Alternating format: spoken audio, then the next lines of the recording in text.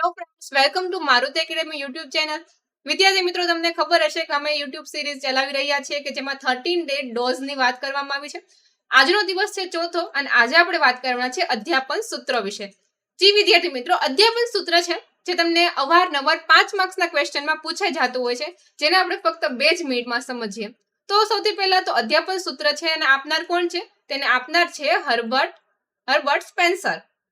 એને પોતાના એજ્યુકેશન નામના પુસ્તકમાં અધ્યાપન સૂત્ર વિશે વાત કરી હતી. પરંતુ આ જે વિચાર છે અધ્યાપન સૂત્રનો, એને સ્પષ્ટ કરનાર કોણ છે? તે છે ડોક્ટર જે વેલ્ટન, કે જેને પોતાના મંતવ્ય દ્વારા આ વાતને સ્પષ્ટ કરી છે અને એમાં વાત કરી છે. જે વેલ્ટન એક વ્યાખ્યા પણ આપે છે આપણને, એ આપણા માટે ઘણી મહત્વની છે. તો એ શું કે છે? તો શિક્ષણના સૂત્રો અધ્યાપન પદ્ધતિના ગૌણ સિદ્ધાંતો છે.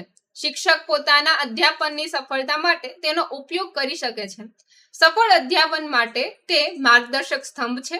તે એવા તથ્યોની સંહિતા છે જે પૂરતા સન્માનને યોગ્ય છે. એટલે અધ્યાપન સૂત્ર દ્વારા શિક્ષણને વધુ પ્રભાવક બનાવી શકાય છે. હવે અધ્યાપન સૂત્ર કેટલા છે એ પણ આપણે જોઈ લે. તો અધ્યાપન સૂત્ર આપણને 8 આપે છે. જે વોલ્ટન નામનો વ્યક્તિ આપણને 8 અધ્યાપન સૂત્ર આપે છે. ક્યાં ક્યાં છે? તો સૌથી પહેલું છે સરળ પરથી કઠિન તરફ અથવા તો સરળ પરથી જટિલ તરફ.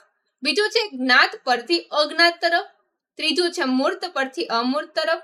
ચોથું છે પૃથુકરણ પરથી સંયોગીકરણ તરફ. પાંચમું છે આગમન પરથી નિગમન તરફ. અને છઠ્ઠું છે પૂર્ણ પરથી ખંડ તરફ. સાતમું છે વિશિષ્ટ પરથી સામાન્ય તરફ. અને છેલ્લું 8મું છે અનુભવજન્ય પરથી બુદ્ધિજન્ય તરફ. તો વિદ્યાર્થી મિત્રો, આ હતા કુલ 8 અધ્યાપન સૂત્રો.